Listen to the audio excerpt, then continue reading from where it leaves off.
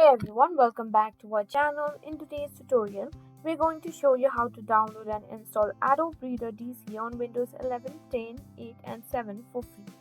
Adobe Reader DC is a powerful tool for viewing, printing and annotating PDF files. Let's get started. First, open your web browser and go to the official Adobe Acrobat Reader. You can find the link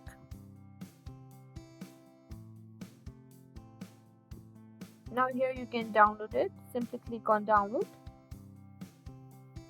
and scroll down and you'll see a bit of optional offers.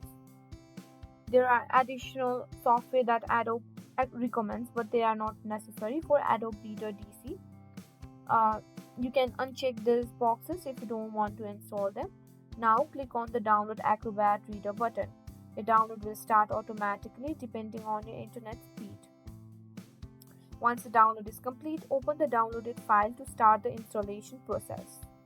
When the installer opens, you might see a user account control prompt asking for permission to make changes to your device. Click Yes to continue. Then the Adobe Acrobat Reader DC installer will now open. Click Install to begin the installation process. Now Adobe Reader DC should now be installed on your computer. You can open it by searching for Adobe Reader in your Start menu or by double clicking on any PDF file on your computer.